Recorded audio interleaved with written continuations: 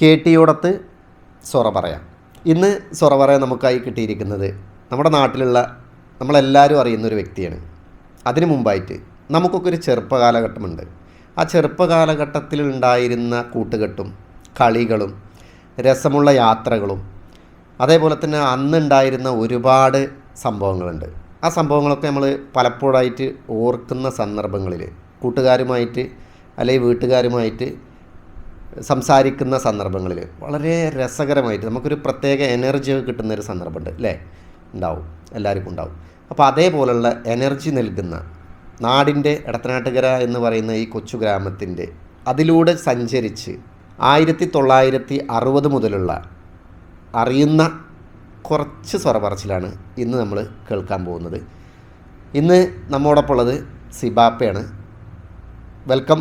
കേട്ടിയോടത്ത് സ്വറ പറയാം സിബാപ്പ. ഞാൻ പറയാൻ പോണത് കാര്യമായിട്ട് എന്നെക്കുറിച്ചല്ല, എടത്തനാട്ടുകാരനെ കുറിച്ചാണ് ഞാൻ പറയുന്നത്. എടത്തനാട്ടുകാരനെ കുറിച്ച് പറഞ്ഞാൽ ഞാൻ വളർന്നു വന്നൊരു കാലഘട്ടത്തിൽ എടത്തനാട്ടുകാരുടെ ചരിത്രങ്ങൾ എൻ്റെ ഒരു അനുഭവത്തിൽ പറയുന്നത്. ഇപ്പോൾ എടത്തനാട്ടുകാരനെ സംബന്ധിച്ച് എടത്തനാട്ടുകാർ എൻ്റെ മുന്നിലൊക്കെ ഇങ്ങനെ ഒരു മരം ഇങ്ങനെ വെച്ചിട്ട് ഇങ്ങനെ വളർന്ന് ഇങ്ങനെ വന്ന് പൂത്ത് കായ്ച്ച് ഇങ്ങനെ നിൽക്കണ മാതിരി. കാരണം അത്രയും ഒരു കാലഘട്ടത്തിൻ്റെ ഒരു മാറ്റങ്ങൾ നമ്മൾ ശരിക്കും നോക്കിക്കാണുന്ന ഒരാളാണ്. അതിൽ പൊൻവാള വളർന്നു, വട്ടാണപ്പുറത്തിൻ്റെ വളർച്ച, ചളവത്തിൻ്റെ വളർച്ചയും കാപ്പുറമ്പിൻ്റെ വളർച്ച, എത്തിങ്ങാനൻ്റെ വളർച്ച, ഇതൊക്കെ നമ്മളിങ്ങനെ നോക്കി ഇങ്ങനെ കാണുകയാണ്. അതൊക്കെ വലിയ ഡെവലപ്മെൻറ്റ്, ഓരോരുത്തരുടെ മാറ്റങ്ങൾ. കോട്ടപ്പള്ള സ്കൂളിൽ എത്തുന്ന സമയത്ത് ഷിഫ്റ്റാണ് സ്കൂളിൽ. പിന്നെ വൈകുന്നേരം ഉച്ചവരെ ഒരു 5, 6, 7 ഒരു സമയത്തും 8, 9, 10 ഒരു സമയത്തും. അതിൽ ഞങ്ങൾ കുട്ടികളാണ് സമയത്ത് പിന്നെ രാവിലെ വരുന്നത് ഉച്ചനൊരു ടീമും. അങ്ങനെയാണ് കോട്ടപ്പള്ള സ്കൂളിലുള്ളത്. അതെനിക്കിഷ്ടമായി. എടത്തനാട്ടുകരെ കുറിച്ചും എടത്തനാട്ടുകരൻ്റെ അടുത്ത പ്രദേശങ്ങളെക്കുറിച്ചും വ്യക്തമായിട്ടുള്ള ധാരണയുള്ള സിബാപ്പ പഴയ കാലത്തു നിന്നും വ്യത്യസ്തമായി ഇപ്പോഴത്തെ കാലഘട്ടത്തിലേക്ക് വരുമ്പോൾ ഒരു വൃക്ഷത്തെ ഉപമിച്ചുകൊണ്ടാണ്. പണ്ട് കാലത്തുണ്ടായിരുന്ന ഒരു സംഭവമുണ്ട് ഇവിടെ, പക്ഷെ ഇപ്പല്ല. നമ്മുടെ നാട്ടിൽ ഒരു നാടക ഗ്രൂപ്പ് ഉണ്ടായിരുന്നു, വലിയൊരു നാടക group. Kerala touring dramatic club എന്ന് പറഞ്ഞിട്ടൊരു ക്ലബ്ബുണ്ടായിരുന്നു, കേരള ടൂറിംഗ് KTDC. ഈ KTDC എന്ന് പറഞ്ഞ വലിയൊരു ക്ലബ്ബ് ഉണ്ടായിരുന്നു എടത്തനാട്ടുകര. അതൊരു ചരിത്രപരമായ എൻ്റെ പിന്നിൽ ഒരുപാട് ചരിത്രങ്ങളുണ്ട്. കാരണം അന്നത്തെ എടത്തനാട്ടുകരയിൽ ഒരുപാട് ആക്ടേഴ്സ്, അഭിനയ നേതാക്കൾ ഇന്നും കോട്ടപ്പള്ളിയിലുണ്ട്, പല വിവിധ തുറകളിലുണ്ട്. ആ ഒരു ഇതിലേക്കാണ് ഞാനും വരുന്നത്. കോട്ടപ്പള്ളിക്കൊരു പിന്നെ സ്കൂളിലൊക്കെ നാടകങ്ങളൊക്കെ ഉണ്ടാകുമ്പോൾ ഞങ്ങളൊക്കെ സ്കൂളിൽ നാടകം അഭിനയിക്കുമ്പോൾ സ്കൂളിലൊരു പ്യൂണുണ്ടായിരുന്നു, പിന്നെ ദാമു എന്നാണ്, വിയമ്പുരം ദാമു. ഈ ദാമു അവിടുന്ന് ഞങ്ങൾ നാടകം അഭിനയിക്കുന്നുണ്ടപ്പോൾ ഒരു ദിവസം എന്നോട് പറഞ്ഞു, നിങ്ങളിങ്ങനെ കോട്ടപ്പള്ളിക്ക് പോയി, അവിടെ ഞങ്ങളിങ്ങനെ കോട്ടപ്പള്ളി ഡ്രാമ ഉണ്ട്, നാടകങ്ങളുണ്ടാവും, അപ്പോൾ അതിലൊക്കെ നിങ്ങൾ കുട്ടികളെ അഭിനയിക്കണമെന്ന് വന്നപ്പോൾ ആ കാലഘട്ടത്തിൽ എൻ്റെ ജ്യേഷ്ഠൻ വാപ്പുട്ടി, അബ്ദുസ്സലാം വാപ്പുട്ടി, എൻ്റെ മൂപ്പര് ഈ ഡ്രാമയിൽ അഭിനയിക്കണമായിരുന്നു. അന്ന് ആ കാലത്ത് യക്ഷിക്കാട് എന്ന് പറഞ്ഞിട്ട് വലിയ വിപുലകരമായിട്ടുള്ള വലിയൊരു നാടകമാണ്. ഈ നാടിനെ തന്നെ പിടിച്ചു കുലുക്കിയ നാടകം. അങ്ങനത്തെ നാടകമൊന്നും പിന്നെ ഉണ്ടായില്ല, എപ്പോഴും ഉണ്ടായില്ല. അതും ആ കാലഘട്ടത്തിൽ, അതായത് അന്നത്തെ ചരിത്രം പറയുകയാണെങ്കിൽ കറണ്ടില്ലാത്ത കാലം, ഫോണില്ലാത്ത കാലം, റോഡില്ലാത്ത കാലം, അങ്ങനെ ഒരു കാലഘട്ടത്തിലൂടെ എടത്തനാട്ടുകര കഴിഞ്ഞ് വരുന്നു പോകുമ്പോഴാണ് ഈ നാടകം ഇവിടെ നടക്കുന്നത്. പെട്രോൾ മെക്സിൻ്റെ ലൈറ്റിൽ മാത്രം ആ നാടകം നടത്തി. ആ നാടകം വലിയൊരു വിജയപ്രദമാണെങ്കിൽ ആ നാടകത്തിൻ്റെ ഭയങ്കര ഒരു ഇൻട്രസ്റ്റിങ്, ഈ നാട്ടുകാരുടെ ഒരു താല്പര്യം. അതിൻ്റെ ബാക്കിൽ നിന്ന് പറഞ്ഞാൽ ഒരുപാട് ആളുകളുണ്ട്. അതിൻ്റെ ബാക്കിൽ അന്നത്തെ ഇവിടെ കിഴിവിലങ്ങ എന്നൊരു ഫോറസ്റ്റ് ഓഫീസർ ഉണ്ടായിരുന്നു, പിന്നെ KT നാണിയാക്ക, പിന്നെ മയമൂസ, പിന്നെ KVM ബഷീർ, അതൊക്കെ അതിൻ്റെ ഏറ്റവും പിന്നെ മണിയേട്ടൻ, ഇവിടെ സിനിമകളിൽ മണിയേട്ടൻ, അങ്ങനെ KT അലി, മാനു, പാറോക്കോട്ടം മാനു, അങ്ങനെ കുറേ ആൾക്കാരുണ്ടായിരുന്നു. പിന്നെ മുസ്തഫ, അതിലെല്ലാവരും കുറേ ആൾക്കാർ മരിച്ചുപോയി. ഏതായാലും അതൊരു വലിയ സംഭവം. ആ കാലഘട്ടത്തിലാണ് സത്യം പറഞ്ഞ് ഞാൻ പറഞ്ഞുകൊണ്ട് വന്നതെന്ന് വെച്ചാൽ ഞാനൊക്കെ കോട്ടപ്പള്ളിക്ക് കയറില്ല, എൻ്റെ ജ്യേഷ്ഠൻ്റെ കൂടെ വന്ന് കണ്ടാണ് ഈ നാടകത്തിലൊക്കെ അഭിനയിക്കുന്നത്. എടത്തനാട്ടുകരയിൽ എവിടെ അനൗൺസ്മെൻറ്റ് ഉണ്ടെങ്കിലും സിബാപ്പ ഉണ്ടാവും എന്നുള്ളത് പഴയ കാലഘട്ടത്തെ ആളുകൾ പറഞ്ഞിട്ടുണ്ട്. ഈ അനൗൺസ്മെൻറ്റിലൂടെ ഞാൻ കോട്ടപ്പള്ളിക്ക് വീണ്ടും വരുന്നത്. അങ്ങനെ കോട്ടപ്പള്ളിയിൽ ആദ്യമായിട്ട് ഇവിടെ നടന്ന കുഞ്ഞുമോജി മെമ്മോറിയൽ ഫുട്ബോൾ ടൂർണമെൻറ്റാണ് എടത്തനാട്ടുകര കോട്ടപ്പള്ളി ഇവിടെ നടക്കുന്നത്. ആ കാലത്ത് നമ്മൾ കുട്ടിയാണ്, അത് അനൗൺസ്മെൻറ്റ് തുടങ്ങിയിട്ടില്ല. അത് കഴിഞ്ഞിട്ട് കുഞ്ഞേന്തി ഹാജി മെമ്മോറിയൽ റോളിംഗ് ട്രോഫി, അങ്ങനത്തെ ഒരു ട്രോഫിയോട് ആ സമയത്തേക്ക് ഞാൻ അനൗൺസ്മെൻ്റ് ആയിട്ട് കോട്ടപ്പള്ളിയിൽ. അങ്ങനെ ഞാൻ ഒരു കോട്ടപ്പള്ളക്കാരനായിട്ട് ഇങ്ങനെ ഓട്ടോമാറ്റിക്കായിട്ട് മാറുകയായിരുന്നു. നമ്മുടെ എടത്തനാട്ടുകര കോട്ടപ്പള്ള സെൻറ്ററുണ്ട്. ഈ സെൻറ്ററിൽ അന്നത്തെ കാലത്ത് വളരെ കുറഞ്ഞ കടകളായിരുന്നു ഉണ്ടായിരുന്നത്, വളരെ കുറഞ്ഞ സംവിധാനങ്ങൾ മാത്രം. അപ്പോൾ അതൊന്ന് വിശദീകരിക്കുക. കോട്ടപ്പള്ളൻ്റെ ആ ഒരു പഴയ ഒരു ചിത്രം പഴയ ആളുകൾക്കൊക്കെ കേൾക്കുമ്പോൾ അത് അങ്ങനെ തന്നെയാണോ, അതിലെന്തെങ്കിലും കൂട്ടിച്ചേർക്കാണ്ടോ എന്നുള്ളത് കൂടി അറിയാലോ. പിന്നെ 80-കൾ 86 വന്നപ്പോഴേക്കിന് ടാക്സി ഡ്രൈവറായിട്ടാണ് പിന്നെ കോട്ടപ്പള്ളിയിൽ വരുന്നത്. അന്ന് പിന്നെ ജീപ്പുകളുടെ ഒരു കാലഘട്ടമാണ്. അന്ന് പിന്നെ ടാക്സി ഡ്രൈവർ. അതിൻ്റെ മുന്നേ തന്നെ 77 78 കാലഘട്ടത്തിൽ ഞങ്ങൾ ഒരു ടാക്സിയോട് ഓടി, ഒരു കാറ്, ഞങ്ങളൊരു കാറ് ടാക്സി ഓടും. അന്ന് കോട്ടപ്പള്ള എന്ന് പറഞ്ഞാൽ ഒന്നുമില്ല. അങ്ങനെ ഒരു കോട്ടപ്പള്ള, ഇവിടെ ഒരു മൂച്ചി, ഇവിടെ കെട്ടിനാണിക്കൊരു കച്ചവടം, അവിടെ അംസൻറ്റിറ്റ് അവിടെ ഒരു വീട്, പിന്നെ അവിടെ മറ്റേ നമ്മളെ പോസ്റ്റ് ഓഫീസുള്ള അതൊക്കെയായിരുന്നു കോട്ടപ്പള്ളയുടെ ഒരു സ്ട്രക്ചർ. അതിൽ നിന്നാണ് കോട്ടപ്പള്ള പിന്നെ ഇങ്ങനെ വളരുന്നത്. അങ്ങനെ കോട്ടപ്പള്ളിക്ക് ആദ്യമായിട്ട് ഒരു ബാങ്ക് വരുന്നത് 8888 8888 ഇപ്പോൾ ഈ സ്റ്റേറ്റ് ബാങ്ക് കോട്ടപ്പള്ളിയിൽ വരുന്നത്. അന്നിപ്പോൾ നമ്മളെ ലെമോൺസ് നിൽക്കുന്ന അവിടെ, നമ്മളെ സ്വീറ്റ് വേൾഡൊക്കെ നിൽക്കുന്ന അവിടെ ഒറ്റ ഒരു ബിൽഡിംഗ് ആയിരുന്നു, ചെറിയ ബിൽഡിങ്. അതിൻ്റെ അപ്പുറത്ത് മാനു കച്ചവടം ചെയ്യുന്ന ബിൽഡിങ്. അവിടെ നിന്നാണ് അങ്ങനെയാണ് കോട്ടപ്പള്ളയുടെ ചരിത്രങ്ങൾ ഇങ്ങനെ ഉയർന്നു വരുന്നത്. ഇപ്പോൾ നമ്മുടെ നാട്ടിൽ ഏറ്റവും കൂടുതൽ ഉള്ളൊരു സംവിധാനം എന്ന് പറഞ്ഞു കഴിഞ്ഞാൽ റോഡുകളാണ്. റോഡുകൾ ഇഷ്ടം പോലെ വന്നിട്ടുണ്ട്. ഓരോ മെമ്പർമാരും റോഡുകൾ വാരിക്കോരി കൊടുക്കുകയാണ്. പക്ഷെ പഴയ കാലത്ത് ശരിക്കും റോഡുകളില്ല. ശരിക്കും നടവഴികൾ റോഡായി മാറിയ ചരിത്രങ്ങൾ ഒരുപാട് ഞാൻ പറഞ്ഞു കേട്ടിട്ടുണ്ട്. നമ്മുടെ നാട്ടിൽ ഏറ്റവും വലിയ പ്രശ്നങ്ങൾ എന്തായിരുന്നു വെച്ചാൽ റോഡില്ല, പാലങ്ങളുണ്ടായിരുന്നില്ല. ആ പാലങ്ങളില്ലാത്തൊരു കാര്യത്തിൽ ഏറ്റവും അധികം ബുദ്ധിമുട്ടിയ സ്ഥലങ്ങളായിരുന്നു ഈ ചളവ എന്ന് പറഞ്ഞ സ്ഥലം ശരിക്കും ഒരു ദ്വീപായിരുന്നു. 4 ഭാഗവും വെള്ളത്താൽ മൂടപ്പെട്ടല്ലേ, ഒരു 3 ഭാഗത്തോളം പുളിയന്തോടും ബാക്കിയുള്ള ഭാഗം പാടങ്ങളുമായിട്ട് ഈ ചളവ അങ്ങനെ ഒറ്റയ്ക്ക് നിൽക്കുന്ന ഒരു കാലഘട്ടം 90-കൾ വരെ. 90-ന് ശേഷമാണ് ചളവത്തേക്ക് പാലം വരുന്നത്. 90-ന് ശേഷമാണ് വലിയൊരു മാറ്റം ഇടത്തനാട്ടിലേക്ക് വന്നു വെച്ചാൽ ഈ കണ്ണംകുണ്ട് ക്രോസ് വേ ആണ്.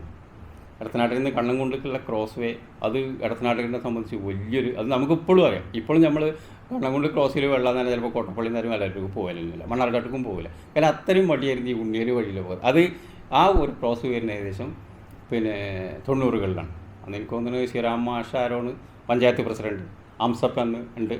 പിന്നെ ഈ ചളവത്തെ ഈ പാലക്ക് വരുന്ന സമയത്ത് സേതു ഉണ്ട്, അതിൽ സേതു ഒലക്കെ ഉണ്ട്. ഒലക്കെ ഉള്ള സമയത്ത് അതിനെ ഈ ചളവത്തിനെ പറ്റി പറഞ്ഞു വന്നത് എന്താ വെച്ചാൽ, ഈ ചളവ് ഒറ്റപ്പെട്ടു എന്നറിയില്ല. ഇത് അന്ന് ചളവത്ത് അണ്ടിക്കുണ്ടിൽ പാലല്ല, CM പടിക്ക പാലല്ല, പിലാച്ചോലിയിലെ പാലല്ല.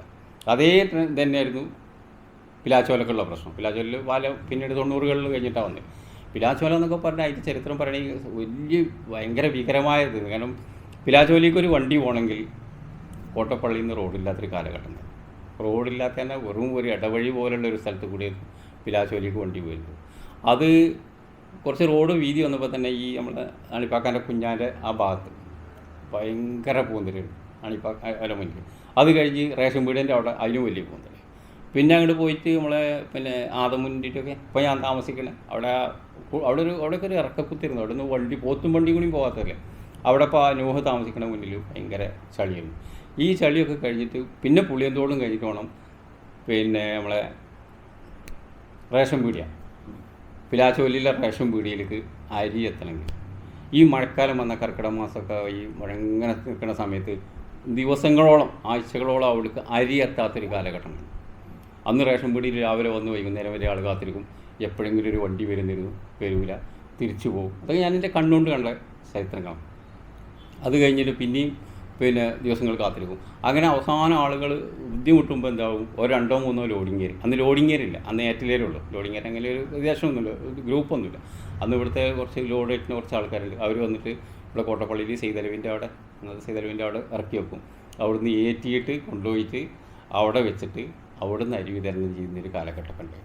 ഒരുപാട് മാറ്റങ്ങളും റോഡുകളും സംവിധാനങ്ങളും പതുക്കെ ഇടത്തനാട്ടിലേക്ക് വന്നുകൊണ്ടിരുന്നു. ആ ഒരു കാലഘട്ടത്തിലാണ് 1995 തോന്നുന്നു അല്ലേ, മൊബൈലിൻ്റെ ആദ്യം മൊബൈൽ ഫോൺ എന്നുള്ളൊരു സംവിധാനം വന്നത് കേരളത്തിലൊക്കെ. ആ ഒരു സമയത്ത് ഇടത്തനാട്ടുകരയിൽ ഈ മൊബൈലിൻ്റെ ഒരു സാന്നിധ്യം ഉണ്ടായിട്ടുണ്ടോ? 96 കഴിഞ്ഞിട്ട് ഒരു 97-ൻ്റെ ഉള്ളിലാണ് ഈ മൊബൈലൊക്കെ വരുന്നത്. ഞങ്ങൾ ഗൾഫിൽ നിന്ന് വരുമ്പോൾ കൊണ്ടുവരുന്ന മൊബൈൽ വിളിക്കണമെങ്കിൽ പാലക്കാട് പോകണം. പാലക്കാട്ടിൽ നിന്നാണ് ഞാനൊക്കെ ആദ്യമായിട്ട് വീട്ടിലേക്ക് ഫോൺ ചെയ്തിട്ടില്ലേ. അങ്ങനെയല്ലേ. പിന്നെ ഗൾഫിൽ നിന്ന് നമ്മളൊരു ഫോണിൻ്റെ കാര്യങ്ങളൊക്കെ ചെയ്യണമെങ്കിൽ ഇപ്പോൾ നമ്മൾ കോളേജ് ഉണ്ടല്ലോ, കോളേജിലേക്ക് നാസറിനെ, എളാപ്പാൻ്റെ നാസറിന് വിളിച്ചിട്ട് ഈ നാട്ടിലെ എല്ലാ വീട്ടിലും, എൻ്റെ വീട്ടിൽ നിന്നല്ല എല്ലാ വീട്ടിലും കാര്യങ്ങളൊന്നും പിറ്റേ ദിവസം അവനെ തിരിച്ച് വിളിച്ചിട്ട് അങ്ങനെ വിവരങ്ങൾ അറിഞ്ഞ കാലഘട്ടങ്ങൾ. ഞാനൊക്കെ കല്യാണം കഴിച്ച് 90-കളിൽ തൊണ്ണൂറ്റി രണ്ടിന് ശേഷം എൻ്റെ ഭാര്യനെ മണ്ണാർക്കാട് കൊടുത്തിട്ടായിരുന്നു ഗൾഫ് ഞങ്ങളൊക്കെ പോകേണ്ടിയിരുന്നു. ഇന്നിപ്പോൾ അത് മാറി, എല്ലാം മാറി. ഇന്നിപ്പോൾ സ്വന്തം കയ്യിലിങ്ങനെ നോക്കി എല്ലാവരും ഫാമിലിയൊക്കെ നോക്കി ഒരു കാലഘട്ടത്തിൽ കടന്ന് നമ്മൾ എത്തി. ടി വി റെൻറ്റിന് എടുത്ത് പിന്നെ രാത്രി ഹോട്ടൽ അടച്ചിട്ട് റെൻറ്റിന് പിന്നെ കാസറ്റ് ഇട്ടിട്ട് കാണുന്നൊരു പരിപാടി ഉണ്ടായിരുന്നു. അതേപോലെ തന്നെ അത് കുറേ മുമ്പ്, കുറച്ച് ഇപ്പം അടുത്തൊരു കാലഘട്ടത്താണ്. അതിന് മുമ്പ് ബ്ലാക്ക് ആൻഡ് വൈറ്റ്, അതേപോലെ തന്നെ ഒരു വേറൊരു യുഗമുണ്ട് ടി വിയുമായി ബന്ധപ്പെട്ട്. നമ്മുടെ നാട്ടിലേക്ക് ആദ്യമായി ടി വി സംവിധാനങ്ങളും ബാക്കിയുള്ള സാമഗ്രികളൊക്കെ വന്നൊരു സമയം ഭയങ്കര സംഭവമായിരുന്നു. അതായത് ടി വി നടാടെ പിന്നെ നമ്മളെ വീട്ടിലൊക്കെ എത്തുന്നത് 86-87 കാലഘട്ടത്തിലാണ്. ഒരു ബ്ലാക്ക് ആൻഡ് വൈറ്റ്, അത് ആൻറ്റിന ആയിരുന്നു. ആൻറ്റിന എന്ന് പറഞ്ഞാൽ ഈ ഒരു പൈപ്പ് മറ്റേ പൈപ്പിൽ വെച്ച് ആ പൈപ്പ് മറ്റേ ഒരു വീടിൻ്റെ എത്രയോ 5, 6, 8 പൈപ്പ് വെച്ചിട്ട് അതിന് മുകളിൽ ഇങ്ങനെ ഒരു കോലുമായൊരു സാധനങ്ങളൊക്കെ വെച്ചിട്ട് അതിങ്ങനെ കുറേ തിരിക്കും, ഇങ്ങനെ കുറേ തിരിക്കും. അന്ന് ഈ ക്രിക്കറ്റിൻ്റെ കളിയൊക്കെ ആയിരുന്നു. മലയാളം ചാനലുകളൊന്നുമില്ല. ഈ ക്രിക്കറ്റൊക്കെ കാണാൻ എടുക്കുക, ആ ഗ്രീൻസിൻ്റെ ഇടയിൽ ഒന്ന് കാണും, അപ്പോൾ ക്ലിയറാണ്. അപ്പോൾ എല്ലാവരും അതിൽ വന്നിരുന്ന് പോകും. അങ്ങനെ ഒരു കാലഘട്ടം കഴിഞ്ഞു പോയി. അതിൽ നിന്ന് പിന്നെ വന്ന് ഡിഷ് ആൻറ്റിന. ആ ഡിഷ് ആൻറ്റിന വന്നിട്ട് പിന്നെ തിരിച്ചലും അങ്ങനെയൊക്കെ ആയി. അതും കഴിഞ്ഞ് പിന്നീട് പിന്നെ ഒരു 2000-ന് ശേഷം, ഇപ്പോൾ 2004, 2005 ആയപ്പോഴേക്കും കേബിളാണ്. ഇവിടെ തന്നെ ഇപ്പോൾ നമ്മൾ പിന്നെ 86-ലെ വേൾഡ് കപ്പ് കാണാൻ ഞങ്ങൾ ആലനല്ലൂരെ പോയി. 86-ലെ വേൾഡ് കപ്പ് കാണാൻ ഞങ്ങൾ ആലനല്ലൂർ രാത്രി ജീപ്പ് എടുത്തൊക്കെ അപ്പോൾ അവിടെ എല്ലാവരും അവിടെ പോയി അവിടുന്ന് കണ്ടിട്ട്. അപ്പോൾ മറഡോണയൊക്കെ വരുന്ന കാലം, ഞാൻ ബ്രസീലും വലിയൊക്കെ കാലഘട്ടം. അന്നത്തെ ഏറ്റവും നല്ലൊരു കളിനെ കുറിച്ച് തന്നെ അന്ന് പറയുന്നത്, ഏറ്റവും നല്ലൊരു ലോകം കണ്ടതിൽ വെച്ച് ഏറ്റവും നല്ല കളികളൊന്ന് ഫ്രാൻസും ബ്രസീലും കളിച്ചൊരു സെമി ഫൈനലിൽ 98 ഒക്കെ ആയപ്പോഴേക്കും നമ്മളെ വീട്ടിലൊക്കെ അത്യാവശ്യം എല്ലാ പല വീടുകളിലും ഒക്കെ എത്തി, എല്ലാവരും ഓരോ വീടുകൾ കൂടി പോലെ. അത് കഴിഞ്ഞ് 2022 ഒക്കെ ആകുമ്പോഴേക്കിന് പിന്നെ 12-16 ആയപ്പോഴേക്കും പിന്നെ നമുക്കറിയാം ഇവിടെ ഈ മുറാഖാൻഡത്തിൻ്റെ മുകളിൽ കൊടുന്നും കണ്ട് സെറ്റപ്പ് ചെയ്തും കണ്ട് പൈസ മേടിച്ചും കണ്ടൊക്കെ മേടിച്ചിരുന്ന കാര്യം. അതൊക്കെ പോകുമ്പോൾ കേട്ടച്ച് ഇപ്പോഴത്തെ പുതിയ തലമുറനോട് ഒരു നമ്മളെ തന്ത വൈബ് എന്ന് പറയുമെങ്കിലും പുതിയ തലമുറനോട് പറഞ്ഞാൽ ചിലപ്പോൾ അവർക്ക് അത് പറയും. കാരണം അങ്ങനെയൊക്കെ ഒരു കാലം ഉണ്ടായിരുന്നു. കാരണം ഇന്ന് പോകുമ്പോൾ ഫുട്ബോൾ നമ്മളെ പോകലിട്ടുകൊണ്ട് നടക്കുന്ന കാര്യങ്ങളാണ്. എല്ലാവരും ഫുട്ബോളൊക്കെ പോകലിട്ടുകൊണ്ട് നടക്കുന്ന കാലമാണ്. അപ്പോൾ അതൊക്കെയാണ് ഇടത്തനാട്ടുകരുടെ ചരിത്രത്തിൻ്റെ ഏറ്റവും മഹത്തായ ചില വശങ്ങൾ. ഇന്നിപ്പോൾ അത് മാറി, ആരും ശ്രദ്ധിക്കാതെ. ഇന്നിപ്പോൾ ടി വി ശ്രദ്ധിക്കണില്ലല്ലോ. ഇന്ന് വീടുകളിൽ ടി വി ഉണ്ടെങ്കിലും വളരെ ആരെങ്കിലും ഇപ്പോൾ എന്തെങ്കിലും പിന്നെ ഇതുണ്ടെങ്കിൽ വലിയൊരു കാര്യങ്ങളുണ്ടെങ്കിൽ ശ്രദ്ധിക്കുന്ന, ബാക്കിയൊക്കെ എല്ലാവരും മൊബൈലിൽ ശ്രദ്ധിക്കുള്ളൂ. ഇങ്ങനെ ഇടത്തനാട്ടുകരുടെ വളരെ പ്രസിദ്ധമായ കാര്യങ്ങൾ. ഇടത്തനാട്ടുകര വർഷങ്ങൾക്ക് മുമ്പ് കോട്ടപ്പള്ള സെൻറ്റർ ഒരു 2-3 കടകളിൽ ഒതുങ്ങിയെന്നൊരു കാലഘട്ടം ഉണ്ടായിരുന്നു. പക്ഷേ ആ സമയത്ത് നമ്മുടെ പൊൻപാറ വളരെ അധികം, ശരിക്കും പൊൻപാറ ഇന്ന് കാണുന്ന ഇടത്തനാട്ടുകര കോട്ടപ്പള്ള സെൻറ്റർ അന്ന് പൊൻപാറ വർഷങ്ങൾക്ക് മുമ്പ് അവിടെയായിരുന്നു അത്രയും ആളുകളും പരിപാടികളൊക്കെ ഉണ്ടായിരുന്നത്. അതുമായി ബന്ധപ്പെട്ടിട്ടുള്ള ഒരുപാട് ചരിത്രങ്ങൾ കേട്ടതാണ്. ക്രിസ്ത്യൻസിൻ്റെ ഒരു കുടിയേറ്റം ഇടത്തനാട്ടുക്ക് വരുന്ന കാലഘട്ടത്തിൽ അന്ന് കോട്ടപ്പള്ളക്ക് അന്ന് കാര്യമായിട്ടുള്ള പിന്നെ ഇതുണ്ടായിരുന്നില്ല, വില ഉണ്ടായിരുന്നില്ല കോട്ടപ്പള്ളി സ്ഥലങ്ങൾക്ക്. അന്ന് ഏറ്റവും കൂടുതൽ സ്ഥലത്തിന് വില പൊൻപാറയിലായിരുന്നു.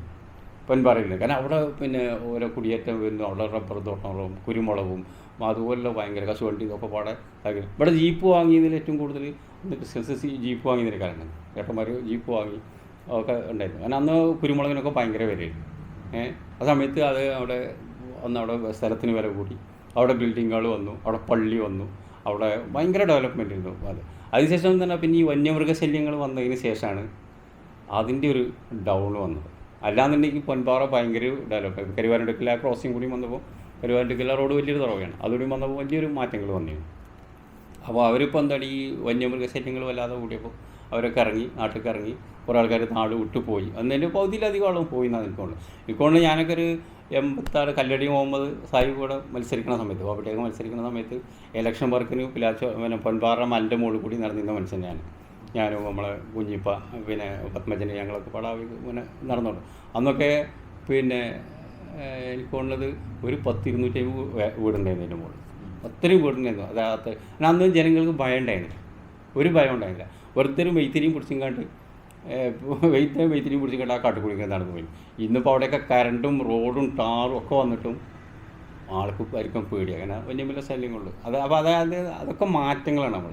ഒരു മാറ്റം ഒരു വലക്ക് നന്നായിട്ട് വികസിച്ച് പോകണമെങ്കിലും ആ ഭാഗം നമുക്ക് ഡൗണായി വരികയാണ് അവിടെ. അതിൻ്റെ ഒരു മാറ്റങ്ങളൊക്കെ ഈ നാട്ടിൽ വരേണ്ടത് അത്യാവശ്യമാണ്. നാട്ടിൽ ടി വി വന്നു. ടി വി അത്യാവശ്യം കുഴപ്പമില്ലാത്ത രൂപത്തിൽ പല വീടുകളിലൊക്കെ വന്നൊരു കാലഘട്ടം ഉണ്ടായിട്ടുണ്ട്. അതിനുശേഷം പിന്നെ വന്നതാണ് നമ്മുടെ സിനിമാ തിയേറ്റർ, ഷൂജൻ മൂവീസ്. ഈ ഷൂജൻ മൂവീസിൻ്റെ ചരിത്രം ഇടത്തനാട്ടുകളിൽ പിന്നെ മറ്റൊരു വികസനം വന്നത് ഇവിടെ സിനിമ അന്ന് പുറത്തൊക്കെ നമ്മളൊക്കെ സിനിമക്ക് പുറത്തൊക്കെ പോകുക. അന്നാണ് ഇടത്തനാട്ടുകളിൽ ഷൂജൻ മൂവീസ് വരുന്നത്. ഈ ഷൂജൻ മൂവീസിൻ്റെ ഉദ്ഘാടനം അനൗൺസ് ചെയ്യുന്നത് ഞാനാണ്. അതിൻ്റെ തുടക്കം മുതൽ പിന്നെ അവിടുത്തെ വന്ന ഓരോ കാലഘട്ടത്തിലും മാറി വരുന്ന സിനിമ അനൗൺസ് ചെയ്യുന്നൊരു കാലഘട്ടം. എന്നെ സംബന്ധിച്ച്, എൻ്റെ പേഴ്സണലി സംബന്ധിച്ച് പറയുകയാണെങ്കിൽ അതിൽ അനൗൺസ്മെൻറ്റ് ചെയ്യുന്നത് അതാണെങ്കിലും ഇപ്പോൾ അമ്പലത്തിലാണെങ്കിലും പള്ളിയിലാണെങ്കിലും ഫുട്ബോളാണെങ്കിലും പിന്നെ എന്തെങ്കിലും പ്രോഗ്രാമൊക്കെ അങ്ങനെ അനൗൺസ് ചെയ്യുന്നൊരു കാലം ഉണ്ടായിരുന്നു ഞാൻ കോട്ടപ്പള്ളിയിൽ. വേറെ രസകരമായിട്ടുള്ളൊരു കാര്യമാണ് നമ്മുടെ പഴയ കാലത്തെ കല്യാണങ്ങൾ. പഴയ കാലത്തെ കല്യാണങ്ങൾ വളരെ കളറായിട്ട് ലൈറ്റൊക്കെ തൂക്കിയിട്ട് ചെറിയ പിന്നെ മൈക്ക് സെറ്റും സംവിധാനങ്ങളൊക്കെ ഉണ്ട് എന്നുള്ളത് പറഞ്ഞു കേട്ടിട്ടുണ്ട്. വൈകുന്നേരമാണ് കല്യാണം ഉണ്ടായത്. വൈകുന്നേരം കല്യാണത്തിന് തന്നെ നടന്നിങ്ങനെ പോകണം. അതായത് ഇപ്പോൾ അധികം വലിയ ദൂരമൊന്നും ഇല്ലെങ്കിലും ഇപ്പോൾ അധികം കല്യാണങ്ങൾ വെള്ളിഞ്ചേരി ഇങ്ങനെ അലനല്ലൂർ ഈ ഏരിയക്കാണ് നടത്തുന്നത്. ഈ ഏരിയക്കാർ തന്നെ രാവിലെ വൈകുന്നേരം ഒരു 8 മണിക്ക് ഇവിടുന്ന് ചോറൊക്കെ വെച്ചിട്ട് പിന്നെ എല്ലാവരും പടം കൂടിയിട്ട് പുതുണ്ണിനെയും കൊണ്ട് പുതിയാപ്പിള അങ്ങോട്ട് പോകും. പുതിയാപ്പിള അങ്ങോട്ട് പോകുന്ന മുന്നിൽ ഒരു 3-4 ആൾക്കാർ ഈ പിന്നെ ഗ്യാസ് ലൈറ്റ് പെട്രോമാക്സ് ഏറ്റിയിട്ടുണ്ടാവും. അതിൻ്റെ ആ തണലിൽ അങ്ങനെ നടന്നു പോകും. ഒരു പാട്ടൊക്കെ പാടി നന്നൊരു പാട്ടൊക്കെ ഉണ്ടായിരുന്നു, കൈച്ചോട്ടി പാട്ടൊക്കെ ഉണ്ടായിരുന്നു. അത് തന്നെയാണ് ഈ ഡെവലപ്മെൻറ്റ് കണ്ട് ഇന്നിപ്പോൾ ഈ വലിയ മ്യൂസിക്കും കാര്യങ്ങളൊക്കെ ഞാൻ പലപ്പോഴും താരതമ്യപ്പെടുത്തലുണ്ട്. പിന്നെ അന്ന് പാടിയിരുന്നു. പിന്നെ അതിൻ്റെ ഇടയിൽ ഈ സംഗതിയൊക്കെ ഇപ്പോൾ ഞങ്ങളൊക്കെ കല്യാണം കഴിക്കുന്ന സമയത്ത് ഇതൊന്നുമില്ല. അന്നത്തെ പാട്ടുമില്ല, ഇന്നത്തെ പാട്ടുമില്ല, അങ്ങനത്തെ ഒരു കണ്ടീഷനിലാണ് നിന്നിരുന്നത്. പിന്നെ ഇന്നിപ്പോൾ അങ്ങനെയല്ല. ഞങ്ങളൊക്കെ കല്യാണം കഴിക്കുന്ന കാലത്ത് കല്യാണം കഴിച്ചുകൊണ്ട് പോരാന്നല്ല, പിന്നെ എപ്പോഴോ കൊണ്ട് കുടിക്ക് വരിക, അങ്ങനെയൊക്കെയാണ്. ഇന്നിപ്പോൾ അതല്ല. ഇന്നിപ്പോൾ ഒരു മാസം മുന്നേ തന്നെ അതിൻ്റെ പരിപാടികൾ ഇതൊക്കെ ഇങ്ങനെയല്ല. പിന്നെ പാട്ടുകൾ ഇങ്ങനെ കൊണ്ടുവരണം. പക്ഷെ അന്ന് പെണ്ണുവാണെന്ന് തന്നെ ഒപ്പം കാണുന്നില്ല ആ കാലഘട്ടം. ആ പാട്ട് തന്നെയാണ് ഇന്ന് ഡെവലപ്പ് ചെയ്തും കണ്ട് പാടിയും കണ്ടു വരുന്നത്. പല സ്റ്റൈലിൽ പാടും പലതിലൊന്നും ചെയ്യാം. അന്ന് അങ്ങനെയാണ് കല്യാണങ്ങളും കാര്യങ്ങളൊക്കെ. പിന്നെ കല്യാണത്തിൻ്റെ മൈക്ക് ഉണ്ടാകുക എന്ന് പറഞ്ഞാൽ അത് വലിയൊരിതാണ്. ഇവിടെ MES ആണ് ആദ്യമായിട്ട് ഇവിടെ മൈക്ക് സെറ്റ് കൊണ്ടുവന്നത്. എൻ്റെ ഒരു ഓർമ്മ ശരിയാണെങ്കിൽ MES. അതായത് ഞാനൊരു 8ാം ക്ലാസ് 9ാം ക്ലാസ് പഠി. ഞാൻ എൻ്റെ ഫേസ്ബുക്കിൽ അതിനെക്കുറിച്ച് എഴുതിയിരുന്നു, ഉമ്മറാക്കാനെ കുറിച്ചിട്ട്. അവരാണ് അതിൻ്റെ ആളുകൾ. അവർ പിന്നെ വരികയെന്ന് പറഞ്ഞാൽ തന്നെ മൂപ്പർക്ക് ഏറ്റാനൊരാളുണ്ടാവും. ഈ സാധനം ഏറ്റിക്കൊണ്ടുള്ള വണ്ടികളൊന്നുമില്ലല്ലോ. അപ്പോൾ അത് ഏറ്റിക്കൊണ്ടുപോകുമ്പോൾ അതിങ്ങനെ കൊണ്ടുപോയി ഇങ്ങനെ വെച്ച് ആ പാട്ട് കേൾക്കുമ്പോൾ അത് നേരം പൊളിക്കോളം ആ പാട്ടിൻ്റെ അടുത്ത് നമ്മളിരിക്കും. കാരണം അത്രയ്ക്ക് പാട്ട് കേൾക്കാൻ തന്നെ എപ്പോഴെങ്കിലും റേഡിയോയിൽ കേൾക്കണമല്ലോ ആ പാട്ട്. പിന്നെ നമ്മൾ ഇഷ്ടപ്പെട്ട പാട്ടുകൾ മൂപ്പർക്ക് സെലക്ട് ചെയ്ത് കൊടുത്ത് മൂപ്പർ പാടി മൂപ്പരെ സെറ്റ് എടുക്കും. ഈ ഒരു പ്ലേറ്റ് ആയിരുന്നു, അതെ, ആ പ്ലേറ്റ് വെച്ചിട്ട് പാടിച്ചിട്ട് അങ്ങനെയൊക്കെ ഇത് കാലഘട്ടമായിരുന്നു. പിന്നെ പാടാൻ അവസരങ്ങളുണ്ടായിരുന്നു. ഇന്നിപ്പോൾ അത് പാട്ടാകുമ്പോൾ നിങ്ങളൊക്കെ എന്താണ് ഈ കരോക്കെ പാടുന്നൊരു കാലഘട്ടം എന്താ അതില്ലല്ലോ. അന്ന് നേരിട്ടാണ് പാടാന്നില്ലാണ്, ആർക്കും പാടായിരുന്നു. അങ്ങനത്തെ ഒരു കാലഘട്ടം ഇരുന്നു. അത് ഫുട്ബോളിൻ്റെ നാടായ ഇടത്തനാട്ടുകരയിൽ ഇതിനു മുമ്പ് വലിയൊരു സംഭവം ഉണ്ടായിട്ടുണ്ട്. ജനങ്ങൾ പല ദിക്കിൽ നിന്നും വന്നിട്ടുള്ളൊരു സംഭവം ഉണ്ടായിട്ടുണ്ടെന്ന് കേട്ടിട്ടുണ്ട്. അത് മറ്റൊന്നുമല്ല, കാളപൂട്ടായിരുന്നു. കാളപൂട്ടിൻ്റെ രസമുള്ള ഓർമ്മകൾ എന്തായാലും നിങ്ങളുടെ അടുത്ത് ഉണ്ടാവുമെന്ന് എനിക്കറിയാം. അതൊന്ന് പറയാം. പക്ഷെ കാളപൂട്ട് പറഞ്ഞാൽ അതേ പറഞ്ഞ മാതിരി ഒരു വർഷത്തിൽ 2-3 പ്രാവശ്യം കാളപൂട്ടുണ്ട്. അത് ഇപ്പോൾ ഇതൊക്കെ ഇടത്തനാടിനെ സംബന്ധിച്ച് അങ്ങനത്തെ ഒരു വലിയൊരു നഷ്ടമാണത്. കാരണം അതൊരു വലിയ സംഭവമായിരുന്നു. അതായത് പിന്നെ പല നാട്ടിൽ നിന്നും മലപ്പുറം അല്ലെങ്കിൽ വളാഞ്ചേരി ഇങ്ങനെ ആദവനാട് ഇങ്ങനെയുള്ള ആളുകളിൽ നിന്നൊക്കെ 2 ദിവസം വന്നിട്ട് ഇവിടെ താമസിച്ച ആളുകൾ കുഞ്ഞോളം എന്നത് സേതിൽ വേജിൻ്റെ അവിടെ കുഞ്ഞോളത്തിലെ കണ്ടത്തിൽ. ഇടത്തനാട്ടുകരയിൽ വലിയൊരു സംഭവം ഇനി ഉണ്ടായിട്ടുണ്ട്. സർക്കസ് വർഷങ്ങൾക്ക് മുമ്പ് നമ്മുടെ നാട്ടിൽ ഉണ്ടായിരുന്നൊരു കാലമായിരുന്നു. കൊയ്ത്തഴിഞ്ഞ പാടങ്ങളിൽ അവരുടെ ഒരു കേന്ദ്രമായിരുന്നു. അതിലിപ്പോൾ ചളവത്തുണ്ടാവും, ചിലപ്പോൾ ഈ മൂനാടി സൈഡിലുണ്ടാവും. പിന്നെ കോട്ടപ്പള്ളിയിൽ ചിലപ്പോൾ ഈ സൈതലവിൻ്റെ ബാക്കിൽ കാണുന്ന റൗണ്ടിൽ അവിടെ പിന്നെ ഭയങ്കര ഗ്രേറ്റ് ഓറിയൻ്റൽ സർക്കസ് എന്നൊക്കെ പറഞ്ഞുകൊണ്ട് അത് വലിയ സംഭവമായിരുന്നു. ഗാലറിക്ക് വെച്ചിട്ടുണ്ട്. ഗാലറിക്ക് വെച്ച സർക്കസ് ഉണ്ടായിരുന്നു ഇവിടെ. അത് പിന്നെ മാസങ്ങളോളൊക്കെ നീണ്ടു നിന്നിട്ടുള്ള സർക്കസുകൾ അതാണ്. അതൊക്കെ ഇപ്പോൾ മാറി. ഇപ്പോൾ സർക്കസിൻ്റെ ഒരു സീസൺ മാറി. ഇപ്പോൾ പെരിന്തൽമണ്ണ തന്നെ സർക്കസ് വരുമ്പോൾ ഇടത്തനാട്ടിൽ ഇരുന്നൊക്കെ കണ്ടമാനം ആളുകൾ പോയി. അന്ന് സർക്കസ് ഇന്നിപ്പോൾ ഇതൊക്കെ മാറി വന്നതെന്ന് വെച്ചാൽ ഈ മൊബൈലിൻ്റെ ഈ ഒരു അതിപ്രസരം കൊണ്ടാണ് ഇപ്പോൾ ഇതൊക്കെ മാറിയത്. അല്ലെങ്കിൽ ഇതിനൊക്കെ ഒന്നും ആളുണ്ടാവും. ഇപ്പോൾ അതിനൊന്നും ആളില്ലാത്തതാണ്. സിനിമക്ക് പോകണമെങ്കിലാണെങ്കിലും ഇതോ ഇന്ന് നാടിൻ്റെ ഒരു ട്രെൻഡിൻ്റെ മാറി. ഇന്ന് ആളുകളൊക്കെ ഒരു ടൂറിസ്റ്റ് ആയിട്ടായി. ഒരു ഈവനിങ് ഒരു വീക്കെൻഡിൽ അല്ലെങ്കിൽ കോഴിക്കോട് കടപ്പുറത്ത് പോവുക, അല്ലെങ്കിൽ ഇവിടേക്ക് പോവുക, അല്ലെങ്കിൽ ഇതിലൊരു സ്ഥലങ്ങൾക്ക് പോകാന്നില്ല ആ ഒരു ടൂറിസം ഇതിലേക്ക് നാടിങ്ങനെ മാറിക്കൊണ്ടിരിക്കുകയാണ്. അതിൻ്റെയൊക്കെ ഒരു തുടക്കം നാടിൻ്റെ ഡെവലപ്മെൻറ്റ് മാത്രമല്ല, ഫിനാൻഷ്യലായിട്ടും പൈസ എല്ലായിടത്തും അത്യാവശ്യമാണ്. മറ്റത് ഈ ഫിനാൻഷ്യൽ ലിക്വിഡ് ക്യാഷ് ഇല്ലാത്തൊരു കാലഘട്ടമായിരുന്നു. അന്ന് എവിടേക്കും പോകാൻ. ഇന്നിപ്പോൾ ആളുകൾക്കൊക്കെ പൈസയായി, വണ്ടിയായി, സൗകര്യങ്ങളായി. ഈ വട്ടമണ്ണപ്പുറം PO എന്ന് പറയുന്നുണ്ട്. എടത്തനാട്ടുകര പ്രദേശത്തുള്ള ആളുകൾക്കും വട്ടമണ്ണപ്പുറം PO പോസ്റ്റ് എന്ന് പറയല്. അതിന് ഒരു കാരണം ഉണ്ടാവുമല്ലോ, അതെന്തായിരിക്കും? പോസ്റ്റ് ഓഫീസ് ശരിക്ക് ആദ്യ കാലഘട്ടത്തെ പോസ്റ്റ് ഓഫീസ് എവിടെയായിരുന്നു? പോസ്റ്റ് ഓഫീസ് ആദ്യം തുടങ്ങിയിരിക്കുന്നത് വട്ടാനപ്പുറത്താണ്. വട്ടാനപ്പുറത്ത് ഇപ്പോൾ നമ്മളെ മെയ്താക്കാൻ്റെ പാറക്കല മെയ്താക്കാൻ്റെ സുൽപ്പിയൊക്കെ പാർക്കില്ല, അവിടെ ഒരു ബിൽഡിംഗ് ആയിരുന്നു. അതിലായിരുന്നു എടത്തനാട്ടുകരത്തെ ആദ്യത്തെ ടെക്സ്റ്റൈൽസും അതേപോലെ പോസ്റ്റ് ഓഫീസ്, പിന്നെ വേറെ എന്തോ ഒരു കയ്യിലുണ്ടായിരുന്നു അവിടെ നിന്ന്. പിന്നെ അതിൽ നിന്നാണ് പോസ്റ്റ് ഓഫീസ് കോട്ടപ്പള്ളക്ക് വരുന്നത്. അതുകൊണ്ടാണ് ഈ PO വട്ടവണ്ണപ്പുറം എന്ന് പറയുന്നത്. ഇപ്പോഴും PO വട്ടവണ്ണപ്പുറമാണല്ലോ, മനസ്സിലായില്ലേ? അതുകൊണ്ട് ആർക്കും അറിയാത്തൊരു സംഭവം. PO വട്ടവണ്ണപ്പുറം എന്ന് പറയുന്നത് PO കോട്ടപ്പള്ളിന് എല്ലാം എഴുതിയിട്ടില്ല. അല്ലെങ്കിൽ പിന്നെ PO എടത്തനാട്ടുകര പറയുന്നത് കൊടിയകുന്നത്താണ്. അപ്പോൾ ഈ വട്ടവണ്ണപ്പുറത്തിനുമേണ് ഇന്നും കോട്ടപ്പള്ളയുടെ ഈ പോസ്റ്റ് നിൽക്കുന്നത്. അത് മെയ്താക്കാൻ്റെ അവിടെ നിന്നും അവിടെ നിന്നാണ് കോട്ടപ്പള്ളക്ക് വരുന്നത്. അവിടെ വരുമ്പോൾ നമ്മളെ കാണുന്ന കാലം മുതൽ തന്നെ നാപ്പൻകുട്ടി സാറാണ്. പിന്നെ ഉണ്ണി അങ്ങോട്ട് ഒരാൾ ഉണ്ടായിരുന്നു ഒരു പോസ്റ്റ് കൊടുക്കാൻ. അന്ന് ഈ പോസ്റ്റ് കൂടി തന്നെയാണല്ലോ. ഇപ്പോൾ ആ സാധനം തന്നെ ഇപ്പോൾ പോസ്റ്റ് ഓഫീസ് തന്നെ എടുത്തു പോകുകയാണെങ്കിലാണ് ഏറ്റവും പുതിയ വിവരങ്ങൾ കാണുന്നത്. പക്ഷേ അന്ന് അങ്ങനെയല്ല, അത് കത്തിൻ്റെ കിട്ടണം. നമ്മളൊക്കെ ഗൾഫിലൊക്കെ പോണ കാലത്ത് ഈ കത്ത് എന്നുള്ളൊരു ഒരാളൊരു കത്ത് കൊണ്ട് വരിക എന്ന് പറഞ്ഞാൽ ഗൾഫുകാരനെ സംബന്ധിച്ച് ലോകത്തിൽ അതിലും വലിയൊരു സംഭവമല്ല, സന്തോഷമല്ല ഒരു കത്ത് കിട്ടുന്നത്. അത് കത്ത് കിട്ടില്ല വെച്ചാൽ പോസ്റ്റ് ഓഫീസിൽ കിട്ടിയില്ലെങ്കിലും ആരെങ്കിലും നാട്ടിൽ നിന്ന് വരുന്നുണ്ടെങ്കിൽ തലേ ദിവസം ഓരോ വീട്ടിൽ തിരക്ക്, ഈ കത്ത് കൊടുക്കുന്ന തിരക്കേക്കാണ്. ഇന്നിപ്പോൾ അത് മാറി. പിന്നെ കത്ത് കൊടുക്കലും മാറി. പിന്നെ ഈ കത്തിൽ കൂടി തന്നെ പിന്നെ അനാശാസം ഒക്കെ നടക്കാൻ തുടങ്ങി. കാരണം ഈ ഡ്രഗ്സ് കൊടുക്കലും അങ്ങോട്ടും ഇങ്ങോട്ടും വന്നപ്പോൾ ഈ കത്തിൻ്റെ ആ പേടി ആയി. പക്ഷെ അന്ന് അങ്ങനെയല്ല. ഇപ്പോൾ നമ്മൾ എടത്തനാട്ടിൽ നിന്ന് ഇപ്പോൾ മാനുമൊക്കെ വന്ന് പിന്നെ മാനു വരാന്നില്ലയിലല്ല നമുക്ക്, അല്ലെങ്കിൽ ഇവിടുന്ന് റോപ്പോ അല്ലെങ്കിൽ കുഞ്ഞിപ്പൊക്കെ നാട്ടിൽ വന്നിട്ട് വരുമ്പോൾ ഒരു വരാന്നില്ലയിലല്ല നമ്മളെ സന്തോഷം. ആ കത്ത് കിട്ടുമോരോന്നില്ല. വരുമ്പോൾ കത്ത് കൊടുത്തില്ലെങ്കിൽ എന്തൊരു മാനസിക വിഷമിക്കാരെന്ന് വരും. ഇതൊക്കെയാണ് അതേമാതിരിയാണ്. അതേമാതിരി ഇപ്പോൾ ഓരോ കത്ത് വരുമ്പോഴാണ് ചിലപ്പോൾ നമ്മൾ ഇന്ന നാട്ടിൽ മരിച്ചു പറയുന്നത്, ഇന്നാൾ മരിച്ചു എന്നൊക്കെ അറിയണത്. അപ്പം ഞാൻ എൻ്റെ അതറിയാലോ, ഞാൻ 84 ഗൾഫിൽ ചെല്ലിട്ടുമ്പോൾ എൻ്റെ ഫാദർ മരിക്കണത് 14ാമത്തെ ദിവസമാണ് ഞാൻ അറിയുന്നത്. എൻ്റെ ഒപ്പം മരിച്ചിട്ട് 14 ദിവസം കഴിഞ്ഞിരുന്നു ഞാൻ അറിയുമ്പോൾ. കാരണം ഇവിടുന്ന് TK നാണി മാഷ് ഒരു കത്ത് എഴുതിയിട്ട് ആ കത്ത് ഇവിടുന്ന് പിന്നെ ആദ്യം കോട്ടപ്പള്ള പോസ്റ്റ് ചെയ്ത് കോട്ടപ്പള്ളി നാലാനല്ലൂരെത്തി, അവിടുന്ന് ഒലവക്കോടെത്തി ഏതെങ്കിലും ട്രെയിനിനും ബോംബെയിലെത്തി, ബോംബെയിൽ നിന്ന് കപ്പലിനോ വിമാനത്തിനൊക്കെ എത്തി. എന്നിട്ട് തന്നെ നമ്മളെ സൈറ്റിൽ പിന്നെ മരുഭൂമിയിലോടേക്ക് അന്നത്തെ സൈറ്റുകൾ ഗൾഫിൽ അവിടെ എത്തുമ്പോഴേക്കും സമയത്തര കഴിയും. 14ാമത്തെ ദിവസമാണ് ഈ കത്ത്. അതേസമയം പിന്നെ ഇന്ന് നമ്മളെ വീട്ടിലായാലും വെച്ചാൽ ഗൾഫിൽ നിന്ന് വിളിച്ചിട്ട് ഇങ്ങോട്ട് അറിയില്ല. അത്ര മാറ്റങ്ങൾ വന്നത്, കാലഘട്ടത്തിൻ്റെ മാറ്റങ്ങൾ. അതന്നെ അതൊക്കെ. പിന്നെ അടുത്തനാട്ടിൽ വെച്ചപ്പോൾ എത്ര രാഷ്ട്രീയപരമായിട്ടാണെങ്കിലും സാമൂഹികപരമായിട്ടും നല്ല ഡെവലപ്മെൻ്റ് ഉണ്ടെങ്കിലും ആ ഡെവലപ്മെൻറ്റിലൊക്കെ എല്ലാവരും കോഓപ്പറേറ്റീവ് ആണെന്ന് വളരെ. അതായത് ഒരു കമ്മ്യൂണൽ പ്രോബ്ലംസോ ഒരു രാഷ്ട്രീയ സംഘർഷങ്ങളോ വേറുള്ള ഒരു പ്രശ്നങ്ങളും കോട്ടപ്പള്ളിയിൽ ആ ബേസിലുണ്ടായില്ല. രാഷ്ട്രീയപരമായിട്ടാണെങ്കിലും അല്ലെങ്കിൽ കമ്മ്യൂണലായിട്ടുള്ള ആ കാര്യത്തിൽ എല്ലാവരും വളരെ കോപ്പറേറ്റീവാണ്. വേറെ പിന്നെ ഉള്ള പ്രശ്നങ്ങൾ ഉണ്ടാകാന്നല്ല, വേറെ അങ്ങനത്തെ ഒരു പ്രശ്നങ്ങൾ കോട്ടപ്പള്ള. അതിപ്പോൾ കോട്ടപ്പള്ള എന്ന് വെച്ചാൽ എടത്തനാട്ടുകരിയിൽ തന്നെ അങ്ങനെ രാഷ്ട്രീയപരമായിട്ടുള്ള ഒരു പിന്നെ കച്ചറകളോ അല്ലെങ്കിൽ കമ്മ്യൂണലായിട്ടുള്ളൊരു പ്രശ്നങ്ങളോ എടത്തനാട്ടുകളിൽ അത് ഇതുവരെ ഉണ്ടായിട്ട് നമുക്ക് കേട്ടിട്ടില്ല. അങ്ങനത്തെ ഒന്നും ഉണ്ടായില്ല. 2010-15 ശേഷം വളരെ വലിയൊരു ഡെവലപ്മെൻറ്റാണ് എടത്തനാട്ടുകളിൽ വന്നിട്ടുള്ളത്. അതിൽ സാമൂഹികപരമായിട്ടാണെങ്കിലും സാംസ്കാരികപരമായിട്ടാണെങ്കിലും വിദ്യാഭ്യാസപരമായിട്ടാണെങ്കിലും ഫൈനാൻഷ്യലായിട്ടൊക്കെ വളരെ ഡെവലപ്മെൻറ്റ്. അതൊരു ഭയങ്കര ഡെവലപ്മെൻറ്റ് വന്നു പറഞ്ഞപ്പോൾ ഞാൻ പറഞ്ഞില്ലേ, ഒരു നമ്മൾ കണ്ണടച്ചാൽ തുറക്കുന്ന നേരത്തിനിടയിൽ എന്തൊക്കെ കുട്ടികൾക്ക് കാണാൻ പറ്റില്ല. പക്ഷേ അതിൻ്റെ വളരെ ഓപ്പോസിറ്റ് സൈഡായിട്ടുള്ള ഒരു വലിയ ചെറിയൊരു ഭാഗം എടത്തനാട്ടൊക്കെ ഉണ്ടായിരുന്നു. പറയുന്ന സ്വറപറച്ചിൽ കേൾക്കുമ്പോഴൊക്കെ എന്താണ് എനിക്ക് സത്യം പറഞ്ഞു കഴിഞ്ഞാൽ വികാരം കൊള്ളുകയാണ് ഞാൻ. അത് നമ്മൾ ഇയാൾ പറയുന്ന പോലെ കയ്യുമത്തെ രോമൊക്കെ പൊങ്ങി നിൽക്കുക.